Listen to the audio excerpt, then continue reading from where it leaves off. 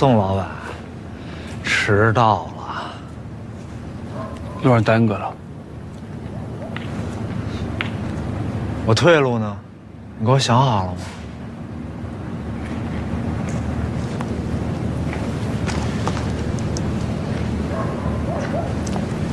别洗呢？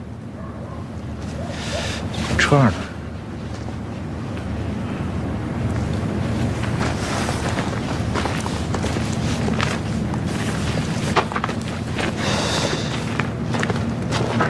你打开看看吧。哎呀，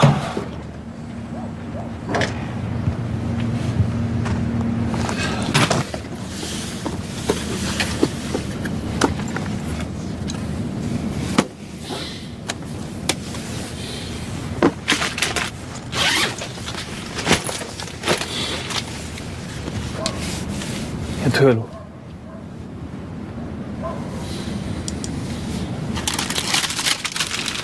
喝坏了吧？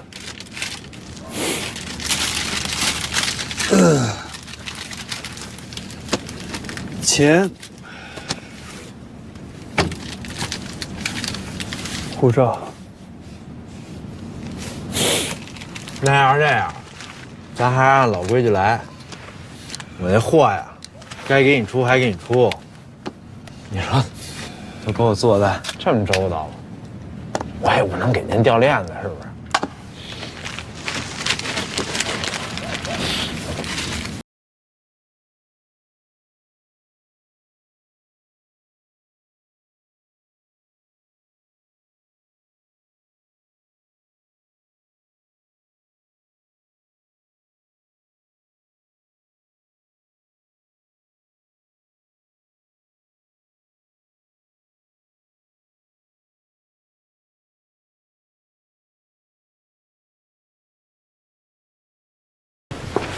来，我跟大家说一下啊，是这头发剪得好，正好林兰回来了，我也跟大家分享一个好消息。根据大家整理的资料，现在可以证明，这份录音是伪造的，而且秦修文就是当年的穆先生。现在公安对秦修文正式展开抓捕，真相呼之欲出啊！大家加油干，好吧？走。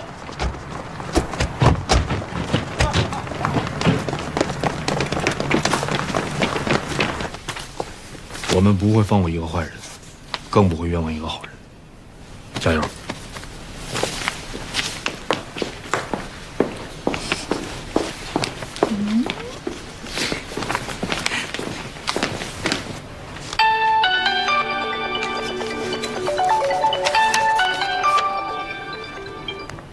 哎，老周，公安扑空了，李队他们赶到现场的时候，秦修文已经跑了。你们现在马上去现场，协助公安调查。好，我明白了，马上去。秦修文失踪了。啊？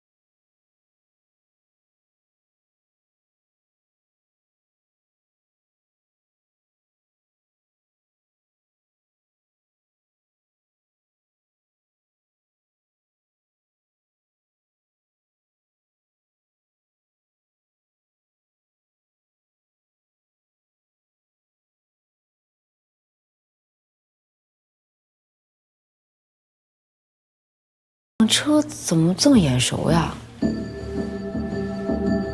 宋白宇的车。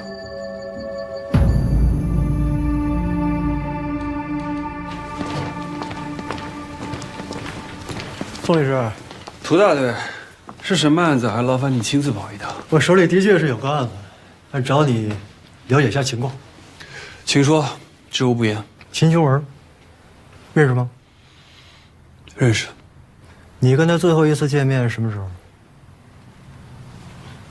最后一次见面，几天前在他们家。几天前？具体几天前，还真忘了。你去他家，什么事儿？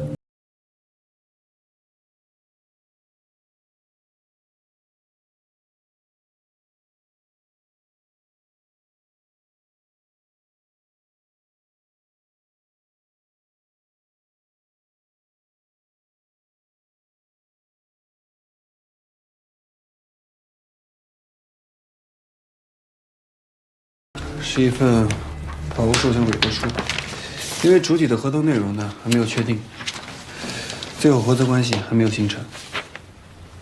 还有其他材料吗？有，我去给你拿一下。等等，放哪儿了？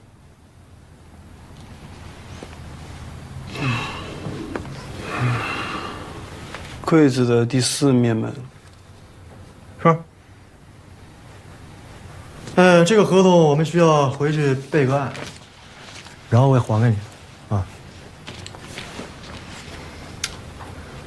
宋律师啊，我需要你这段时间的行程记录。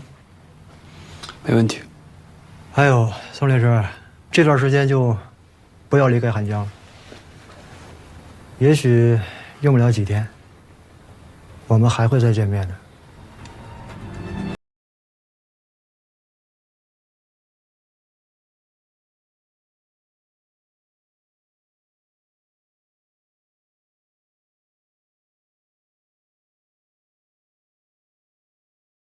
还有冯杰提供的证词，我们基本上可以锁定秦修文就是14年前国宝失窃案的重要嫌疑人。但是这小子啊太狡猾，公安抓捕之前已经跑了。经过鉴定，在他家保险柜上提取的那些残留物啊，为纺织品丝线。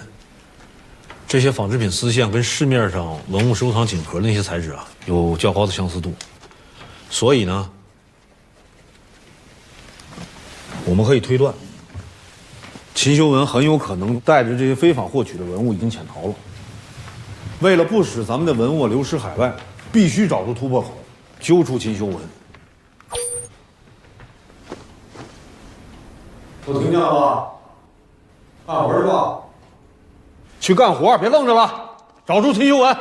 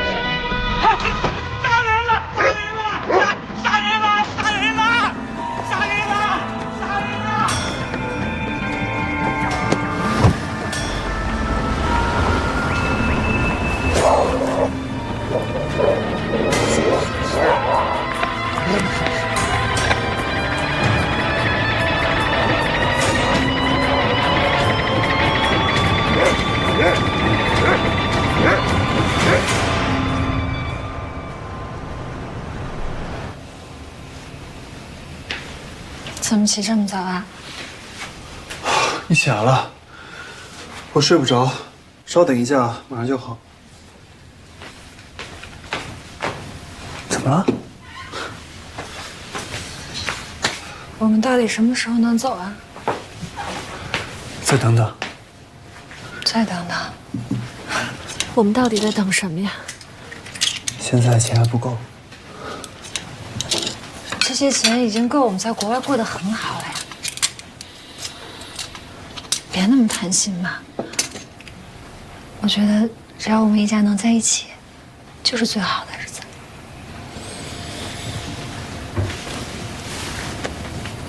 好，听你的。来，早饭吃好，一天好运。二大娘。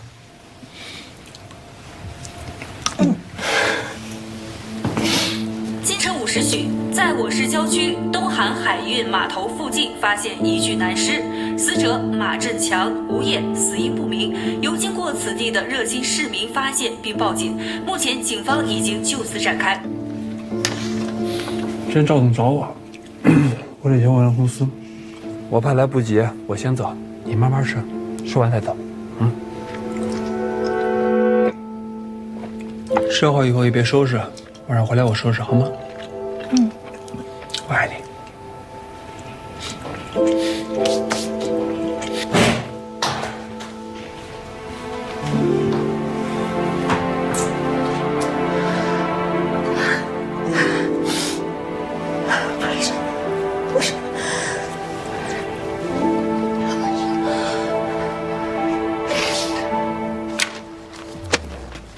就是敲诈。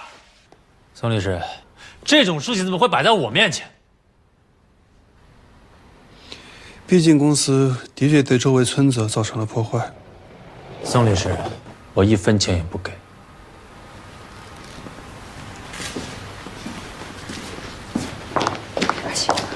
赵总，有2位公安的同志找您。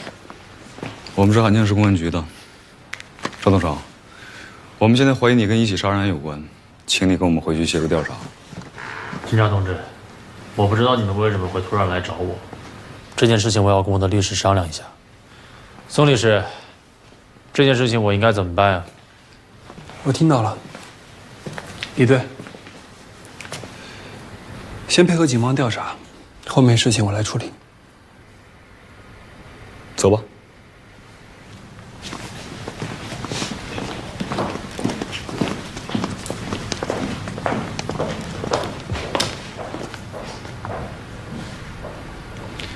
没事，问题会解决的，放心。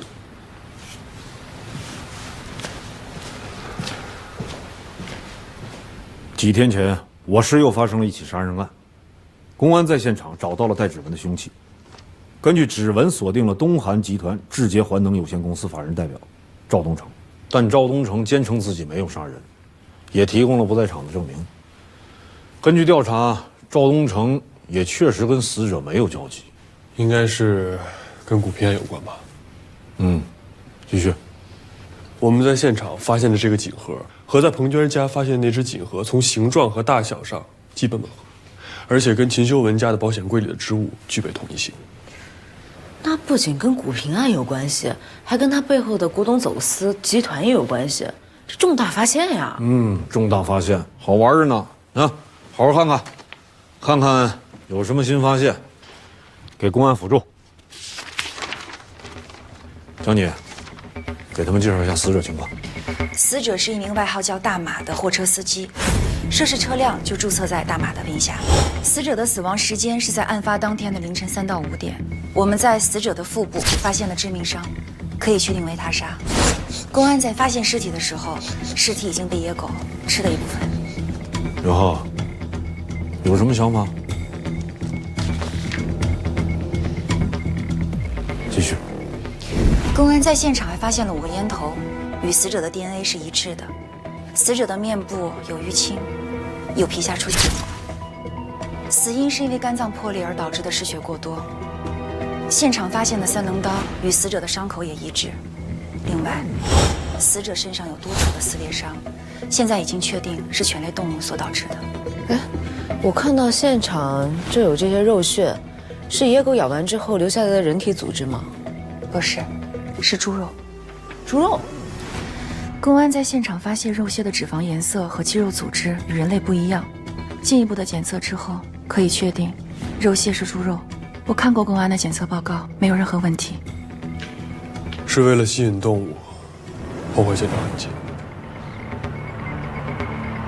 根据现场的情况来看，大概出现了4到5条左右。虽然是乡下，但是突然出现这么多条野狗，不太常见，所以我觉得嫌疑人是在。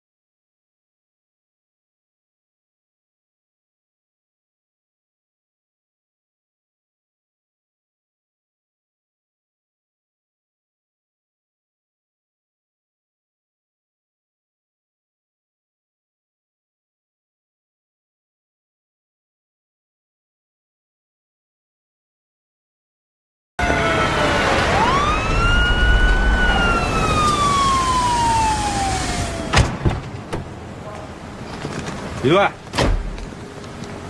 钟检察官，辛苦。哎，我们来现场复勘技术支援。哎，做好技术支援，配合好李队啊。好。好，走。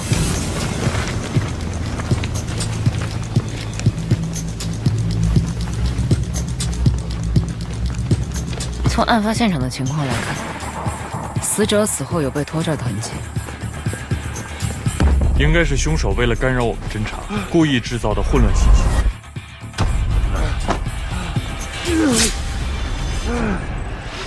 从现场散落痕迹的分布来看，凶手的活动范围主要集中在车辆尾部区域。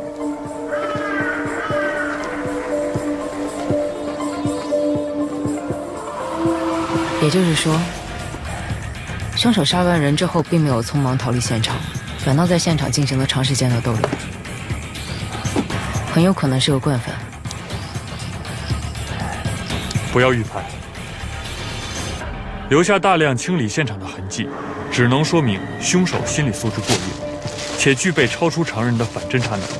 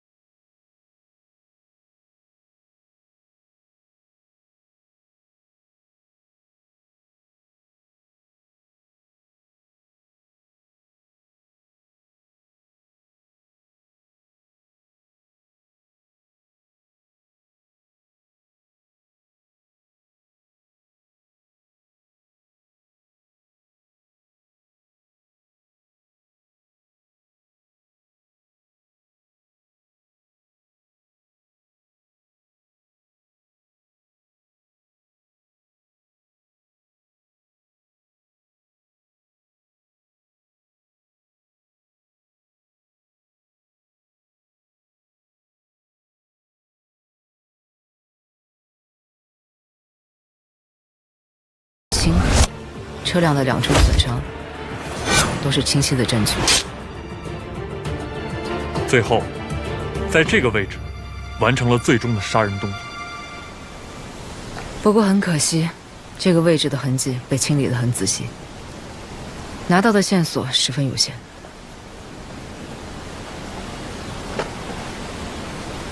这个位置是现场猪肉抛洒最集中的区域，留下最密集的野狗的痕迹。也因此是整个现场痕迹破坏最严重的区域。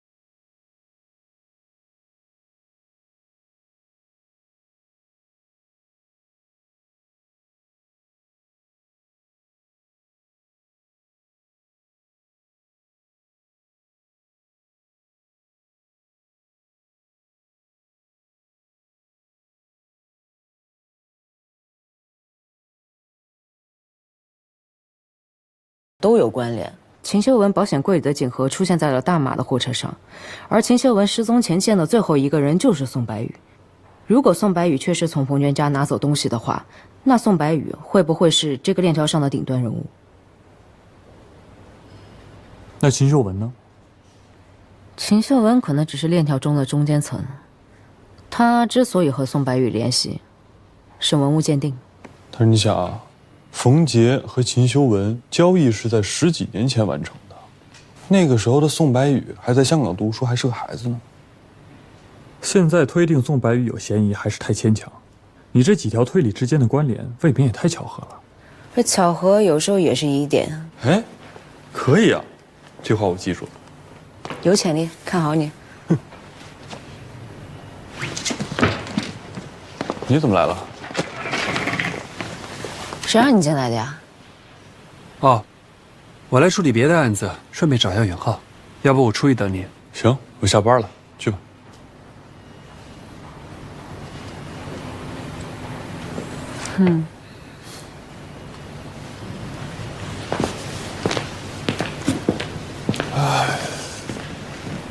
下班了。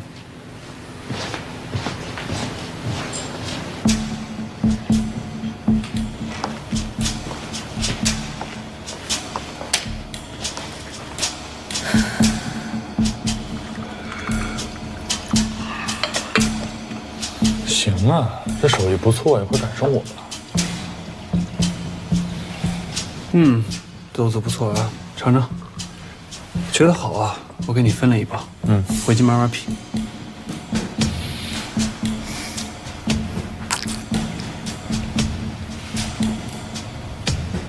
不错。我刚养好，就叫你过来了。这是我一个客户在肯尼亚投资了一个庄园，正拉我入伙呢。你要是有兴趣啊，我分你点干货。这公职人员啊，不能经商，而且我只爱喝。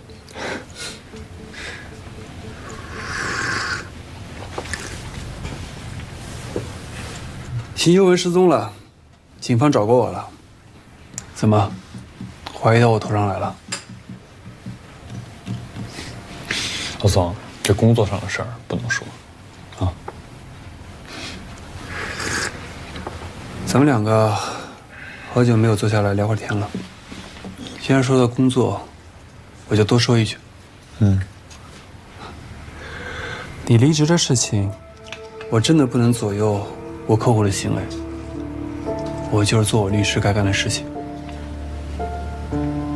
我知道，这事儿我没怪你。这件事儿啊，确实是我的问题，我承认。啊，我就是觉得你不公平。你干嘛一直待在检察院啊？哎，行了行了，差不多得了。有时候啊，真替你干着急。做检察官只会让你被束缚住，你需要更大的空间去施展你的才华。是啊，有的时候我也替你着急。你说你这一猛子扎进坏人堆里，我是抓你呢，还是抓你呢？还是抓你啊？我呀有谱，律师干什么我干什么。哎，我律所合伙人的位置还一直留给你呢啊！你要是愿意，随时来，怎么样？最佳拍档。行了，别画大饼了，我不感兴趣了。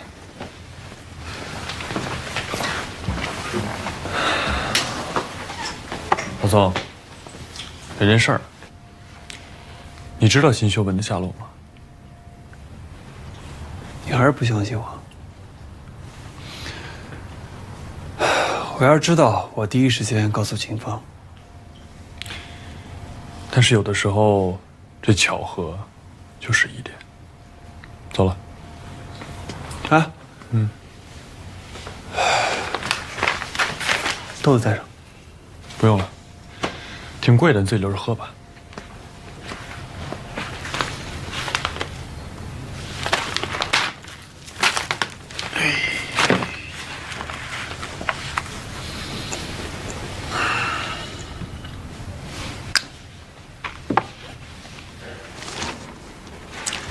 公安一共排查了被害人大马死亡前后3小时之内的3个监控，分别是发现被害人尸体路段前后2个监控，以及新航码头监控。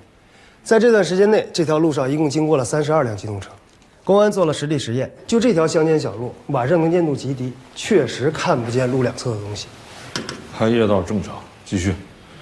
在远后他们的提示下，公安重点排查了这些车辆，在一段不到200米的路上逗留的时间，基本上所有的车辆都是正常车速通过，唯独这辆。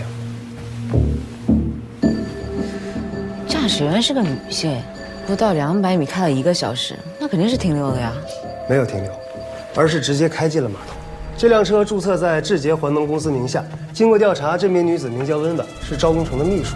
当天接到赵东成的指派，去码头核实一下船只到港情况。老钟，让自己秘书这么晚去码头，有点可疑啊。公安核实过了，温婉白天给码头打了个电话，说自己有事儿，晚点去，因为是老板下的命令嘛，不管多晚都得去，所以半夜去的。根据码头监控显示，他没有作案时间，并且根据保安的口供，车上只有温婉一人。车查了吗？正在查，公安也同时正在对温婉进行问话。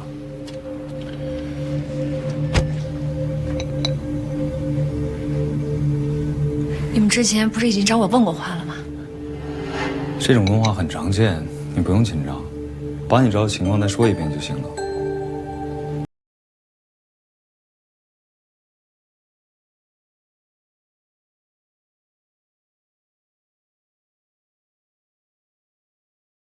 晚了还要去码头？是这样的，我当天的工作安排有到码头核实到港船只这一项，所以当天我是必须要完成的。从第一个摄像头到码头，需要35秒的时间吗？那这就得看开车人的习惯了。但是多了16秒。什么16秒？新航码头在乡道摄像头的中间，温婉从第1个摄像头开到码头用了35秒，从码头开到第2个摄像头的时候用了51秒，多了16秒。精准。大拿，能再放一下温婉车辆的视频吗？没问题。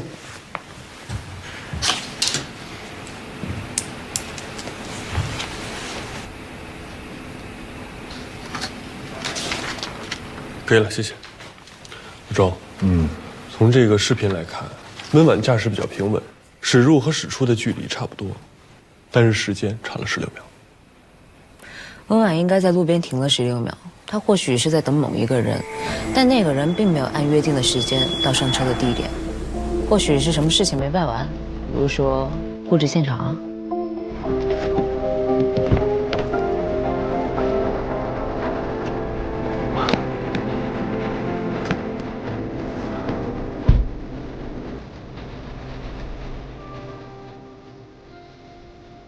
这样，会后呢，我跟公安同步一下情况，看看公安那边还有什么新的线索。如果有结果，我第一时间跟大家更新，好吧？那就散会。那天晚上跟你一块儿去的那个人叫什么来着？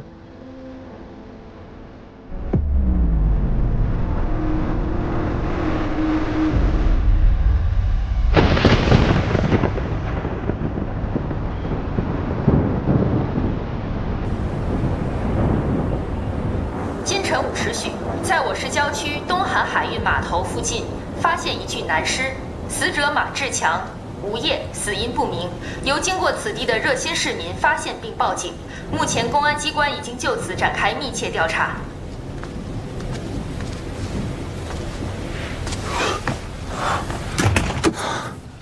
不好意思，是不是熏到你了？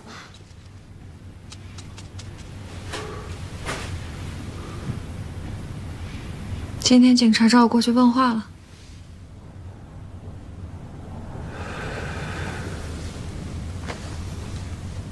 白玉，我到底什么时候才能跟你妈见一面？吃顿饭就行。我妈这个人性格比较古怪，我尽快安排。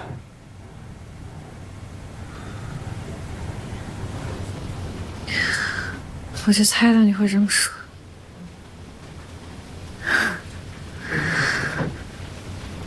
我怀孕的事儿瞒不了多久了，我得在赵东成知道之前就提出辞职。我知道。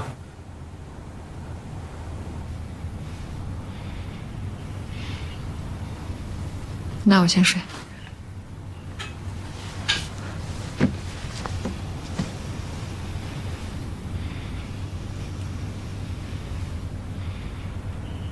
你知道吗？我每天睡觉的时候，我都不想第二天我能醒过来。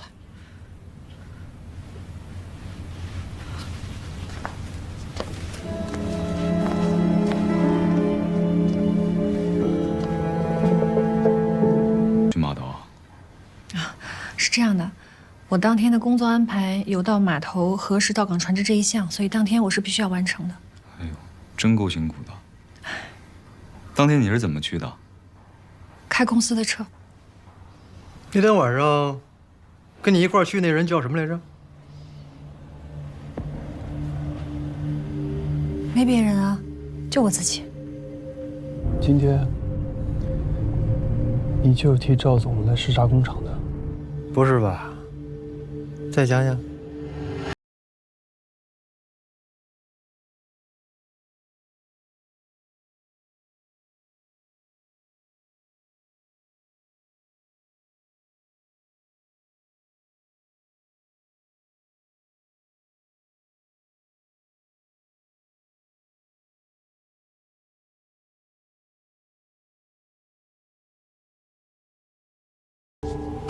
那我先走了。嗯。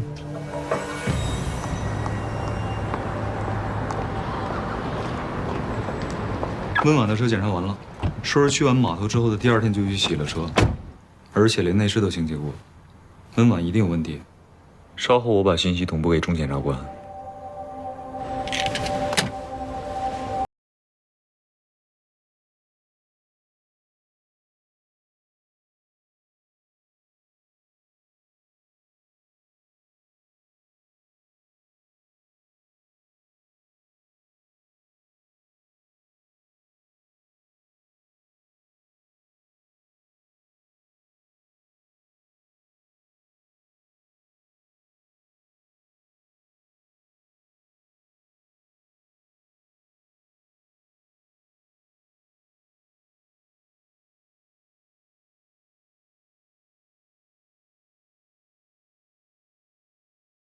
啊！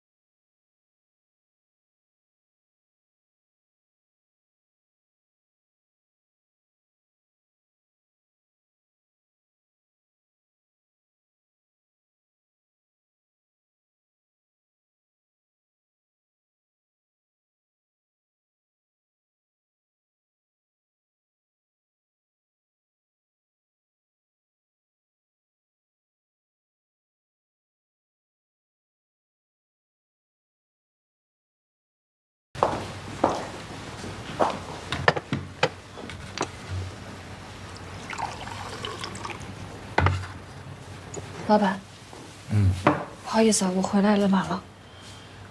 警察找你问些什么呀？就是问那天我是不是一个人去的码头。公安局那帮人上午过来查车了，就是你那天开走的那辆。他们还在怀疑我吗？我觉得不是吧，因为就是一些很常规的问话。是吗？嗯。你出去吧。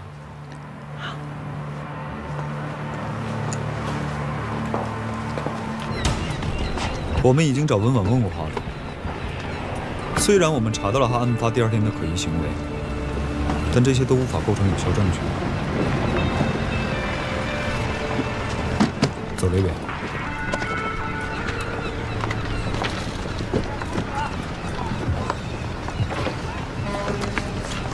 袁浩，这个是你要的照片。行，来的正好。这儿就是东师傅海海域。您见过这个人吗？我们调过监控，没见过。案发当天，正好是赵东成公司的船只靠岸后卸货离开。这个人您见过吗？虽然赵东成排除了杀人嫌疑，可无论是作案地点还是涉案车辆，都跟赵东成和东韩海运有着千丝万缕的联系，这里面的疑点非常大。我们分析过，嫌疑人为什么会选择在这个地方动手，很有可能是为了把注意力集中到赵东成身上。好，谢谢啊。他们都没有见过大马。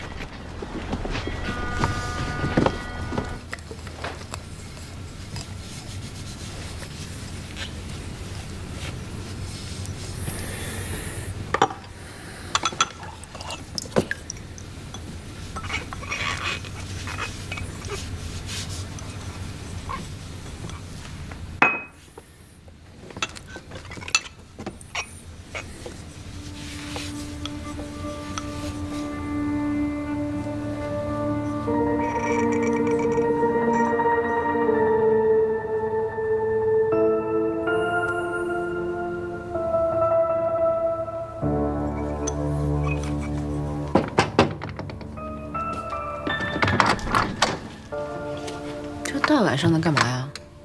关于指纹，明儿再说吧。哎，我请你喝咖啡。这还差不多。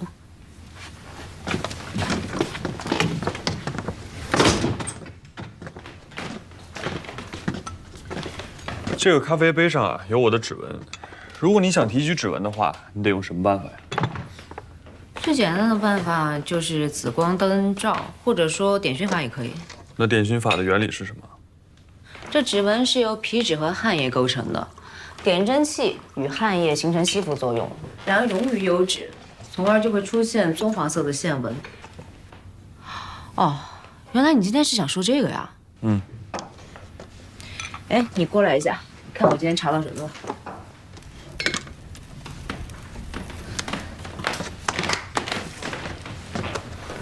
这个赵东成是东韩集团的太子爷，他自己很有想法，专门开了家垃圾填埋的新型环保公司。本来呢，他在外界的评价一直都挺好的。前段时间呢，有人在网上说他的公司有问题，只不过呀，他合作的律师所真的很牛，帮他压了很多事。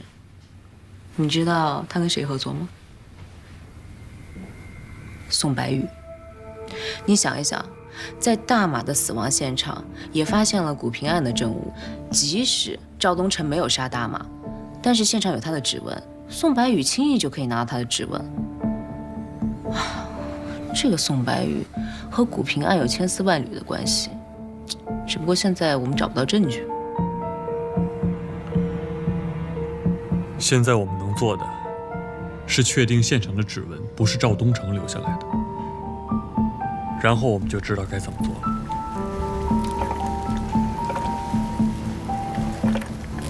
关于凶器上的指纹，我和袁浩有一些新的想法。一刀，你也是指纹方面的专家，你看看，如果没什么问题的话，我们就一起给老钟汇报。没问题，来吧。之前在检测报告上说，在紫外光的照射下，这刀柄上有明显的指纹痕迹。但是我们用点熏法对证物进行检测，在同样的位置并没有发现指纹。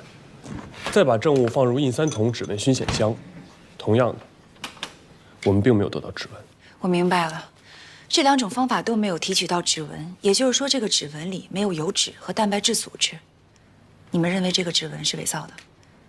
对，因为指纹是伪造的，所以这指纹膜的材料，不管是硅胶还是乳胶，都不可能像人体皮肤一样留下真正的汗液、油脂和蛋白质。只有油脂和蛋白质里面的氨基酸才能与碘和印3筒发生反应，所以这个假指纹造的并不高明。对，所以我们最后对这个刀柄做了无机盐的测试，通过计算机的分析可以看出来，其实这刀柄上留下的指纹就是无机盐和灰尘构成的。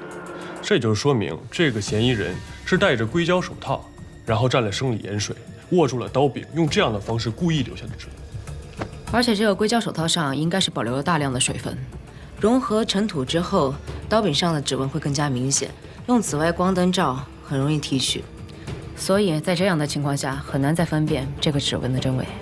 我同意你们的结论，不过话说回来了，这个嫌疑人懂得用生理盐水来伪造指纹，就证明他大概率知道指纹的构成的物质，不简单啊。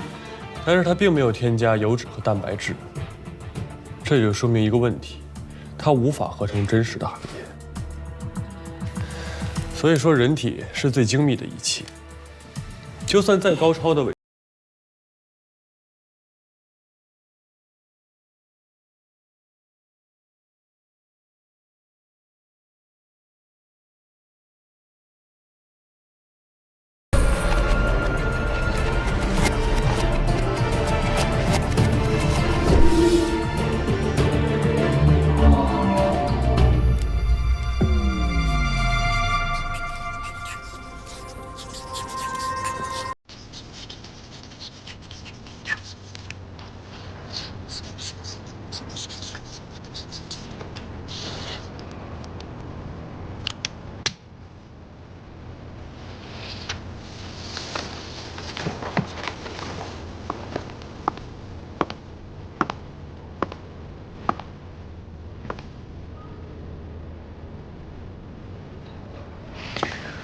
这个宋白宇啊，绝对有问题。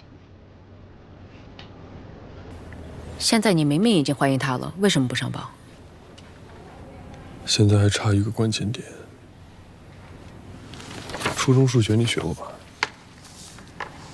有话直说。好，你看啊，一条直线上有无数个点，两条直线相交，才会有一个交点。我们现在掌握的这些证据都只是直线，而且完全是平行线。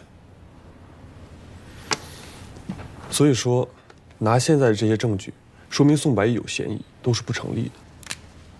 我觉得不太行。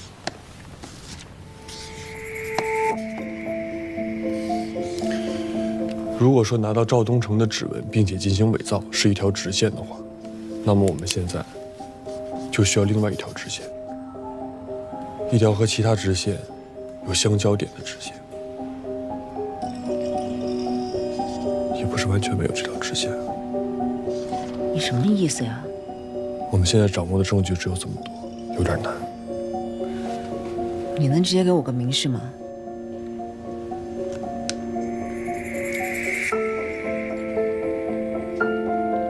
完美犯罪。你的意思是，针对伤害大马、伪造指纹的犯罪嫌疑人已经有怀疑对象了？是。你有什么想法？我跟他有一样的怀疑啊。那你说说吧。好，我怀疑宏图律师事务所的律师宋白宇和赵东城有合作，具有拿到赵东城指纹的可能性。宋白宇，王大志的辩护律师。对，就是他。他和秦修文有商业来往，而且这个宋白宇跟古平案所有的涉案人员都有关联，就这一点就很值得被怀疑。你们说的这些叫有罪推定，是不是认识赵东城的人都有提取他指纹的可能性啊？第二，宋白宇虽然本身有一些巧合，但是凭你们说的这些，他不能构成为证据。老周啊，其实还有一点，就是现场发现那些猪肉。我跟宋白宇之前是研究生同学，一起学的法律。他那时候跟我说，如果想要在野外杀人，完全可以利用野生动物破坏现场痕迹。他说用这样的方式就可以完美犯罪。你是认为现场的手法跟你这个同学说的方法高度类似，所以你怀疑他？对。能够得到赵东城的指纹，而且又知道这种反侦查手法的，我刚好认识他呀。当然，这都只是推测，一切还需要证据去证明。但是老周，有的时候巧合就是一点。有道理，是该查一下这个宋白宇。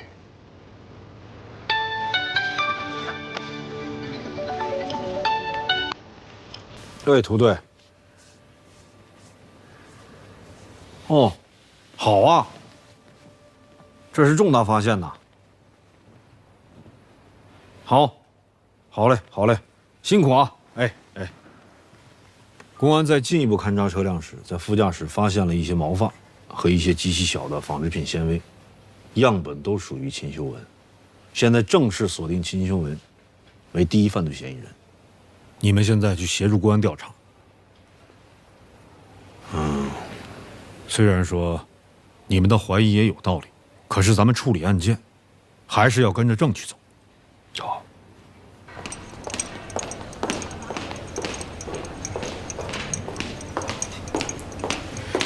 怎么了？上午见你还好好的，这么快又有烦心事儿了？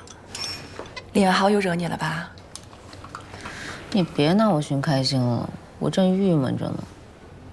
哎，你说这个宋白宇明明这么多疑点，可每一次查到关键节点，都能被他全身而退。山峰大哥的怀疑不会出错的，没证据怕什么呀？推理大师。我没跟你开玩笑，我说正事儿。现在证据又指向秦修文，我之前的推理都被推翻了。案子有推进，这是好事儿啊。我知道，我就是不喜欢这种挫败感。你有这种挫败感也不是第一次了吧？你还有工作要忙吧？赶紧走吧。要我看呢，这其实不是推理失败的挫败感，更像是因为某个特别厉害的人经过对比产生的挫败感。我怎么可能？你别瞎说啊！我只是信心受损，需要疗养。怎么了？不想当检察官了？你说我适合当检察官吗？自我怀疑可不是山峰大哥的性格呀。就觉得自己以前挺自以为是的，其实还差得远。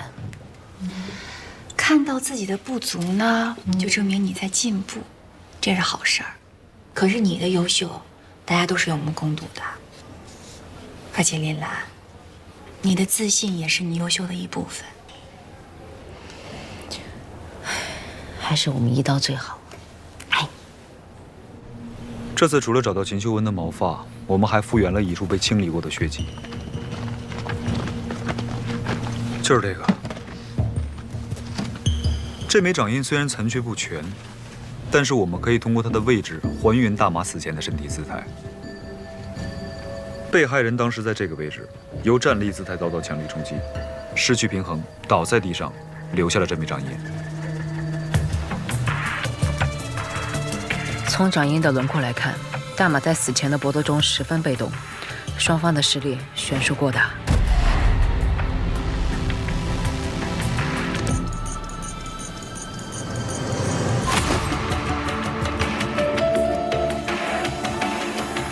这条线索目前还是孤立的，只有找到它与其他线索之间的关联，才会有进一步的发现。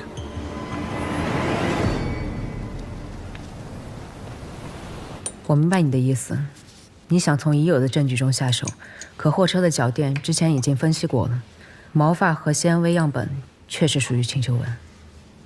这个法国犯罪学家爱德姆罗卡说过，物理性证据不会出差错，它不会做伪证，也不会完全消失，只会对其寻找、理解、学习的人为错误，才会减损它的价值。所以啊，这大马生前见过谁？去过哪儿？只有这个车能告诉我们。可他已经告诉过我们了。如果秦修文真的在失踪前上过那辆车，他留下来的不可能仅仅只是毛发或者是衣物纤维。你来看看。没发现啊。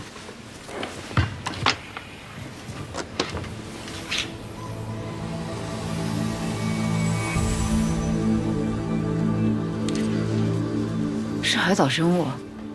这种暗红色的藻类属于红藻门，绝大部分时候生活在海里。你是吃百科书长大的吗？怎么什么都知道呀？这是常识。出血了。哎，你觉得这个是不是秦秀文留下来的呀？不管是谁留下来的，这证据都表明他去过海边。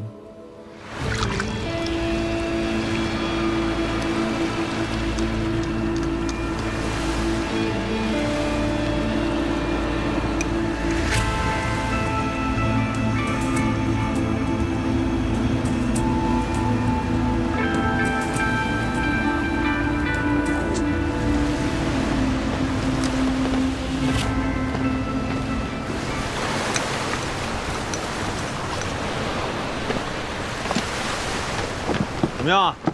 差不多了。抓紧啊！还有好几个地方要去呢。好。师姐，我看你们列出来了10几处区域，为什么都是在海边？那就要林远浩老师来告诉你了。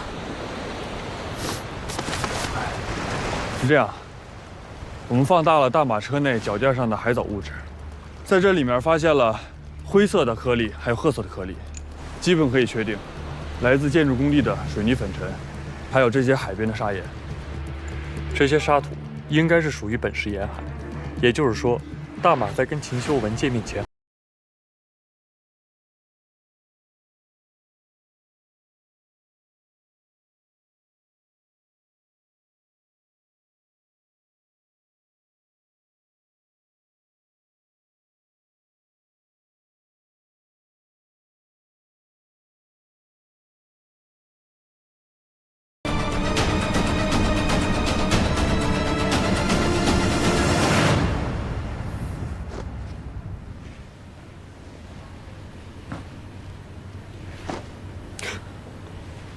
你干嘛呢？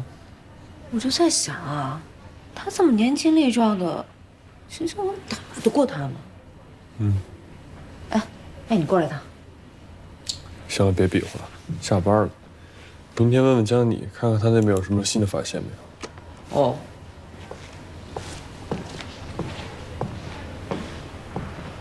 翡翠冰，他们还好吗？他们好着呢。我做了一些牌子，方便日后的养护。你放心好了。这亲儿子也不见你关心，就关心你这些植物啊。你最近什么时候回来啊？公司这边有些事情还没有处理完，过些日子吧。行吧，你先忙吧。你挂吧。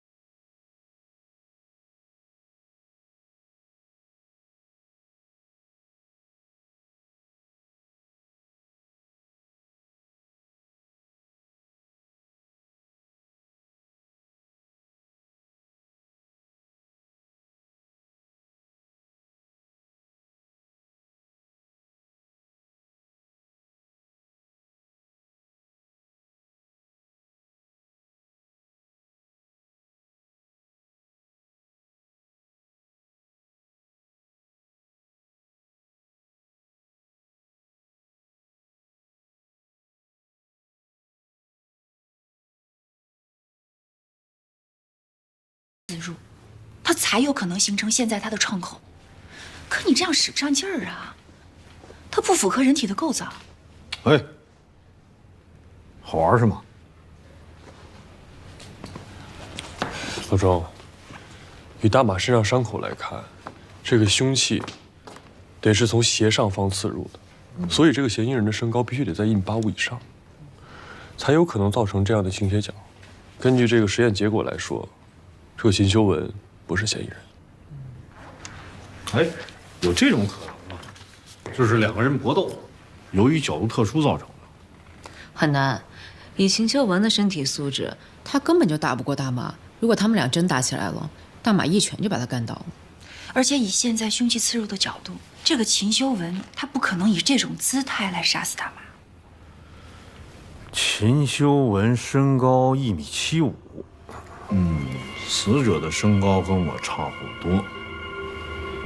宋白宇多高？189。你多高？86。哦，来吧，你比划一下。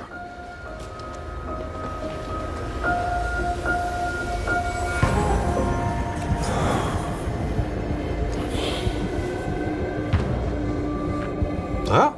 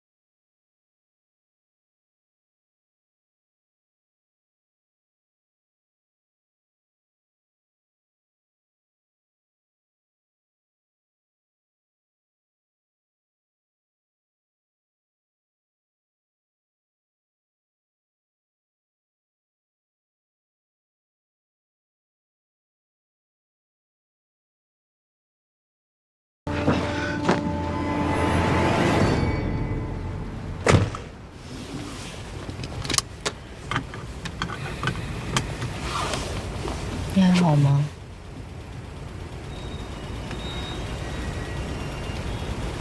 人心是复杂的，我当然希望不是他，但是我不会以个人感情去判断，我只想还原真相。如果结果就是宋白宇，你会难过吗？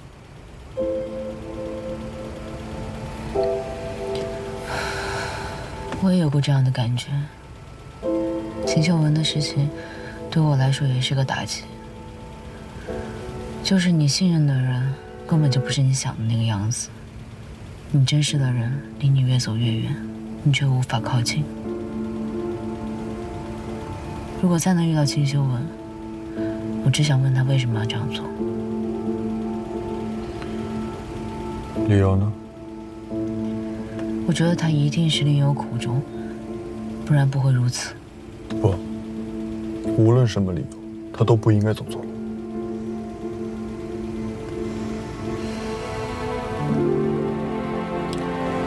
算了，别想了。这真相就在证据里，只有解开真相，才能找到所有答案。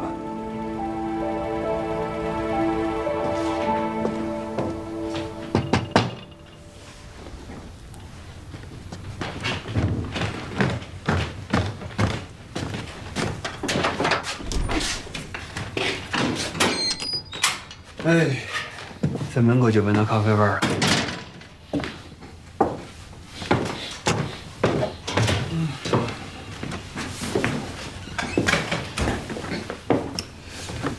肯尼亚，对。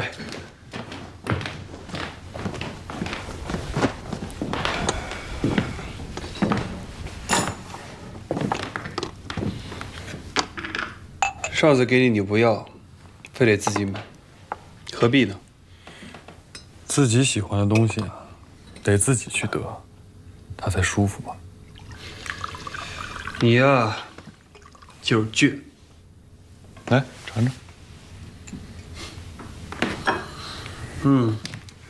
是那个味道。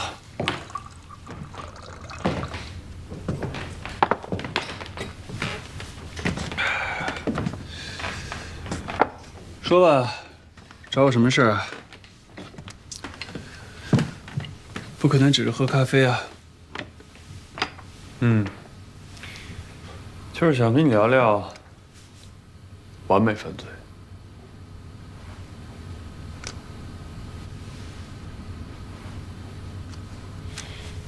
怎么突然聊这个呀？我记得我们上学时候讨论过，这是个虚拟命题，根本不存在。是吗？但是现在已经有人做过了，你还觉得它是虚拟命题吗？我就是个律师，我又不犯罪，我怎么知道呀？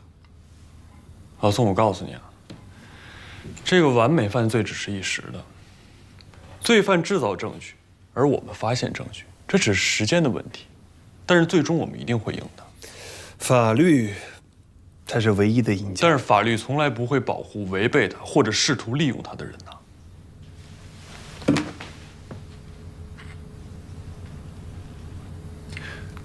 你今天感受倒是挺多呀。没有，就是工作中突如其来的想法罢了。可是你从来不跟我聊你工作中的事情。我在跟你说呀，你懂了吗？我不懂。行了，这累了一天，不跟你说这费脑子的事情。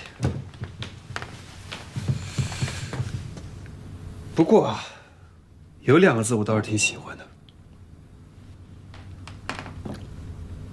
我喜欢完美。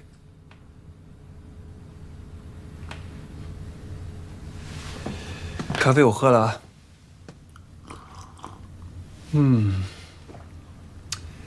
一如既往的完美。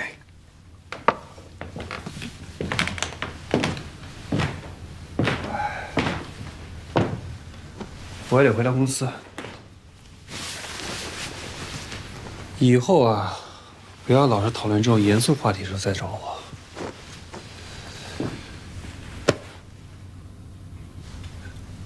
我祝你们成功啊！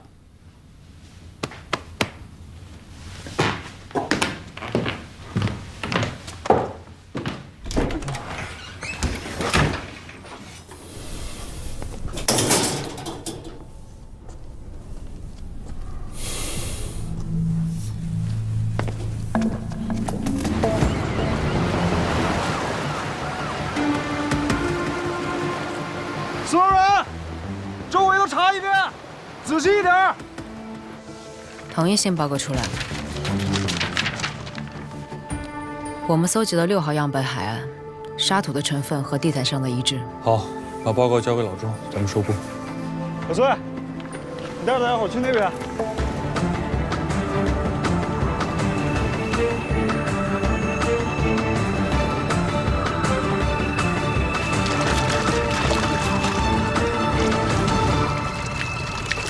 小明，过来，看一下。没错，就是这双鞋。李队，有发现！报告来了。谢谢。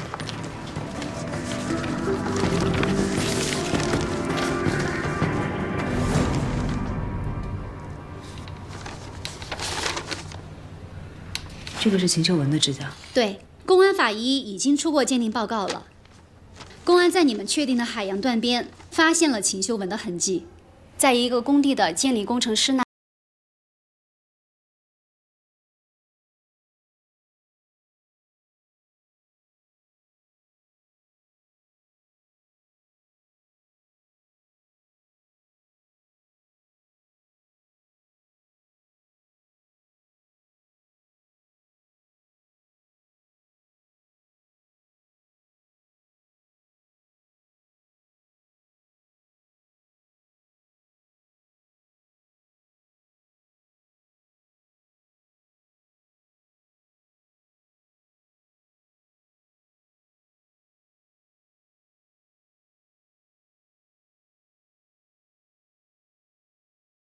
但是现在还不能下这么绝对的判断，越是这种时候越要冷静，这样才能洞穿假象。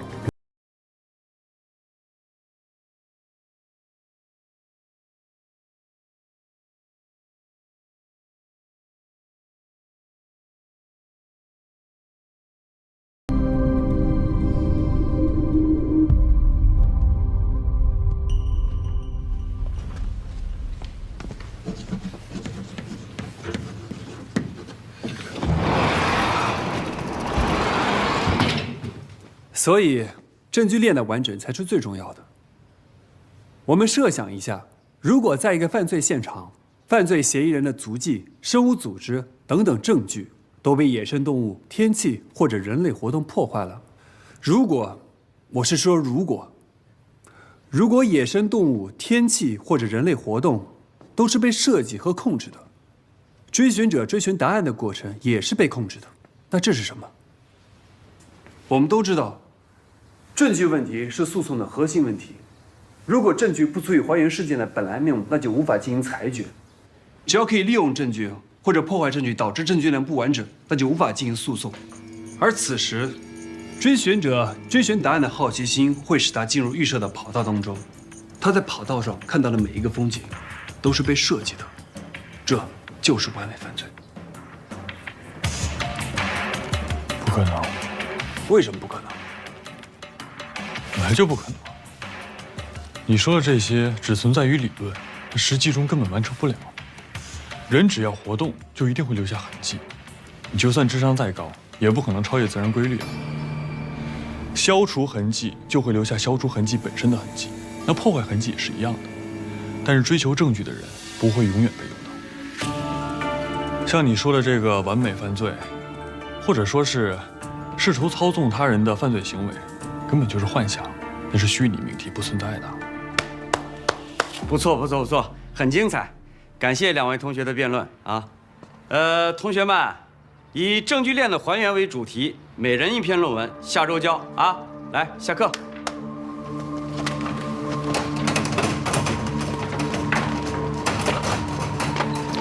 我们看吧，时间会证明一切，说不定哪天啊就会出现一个完美犯罪的案例。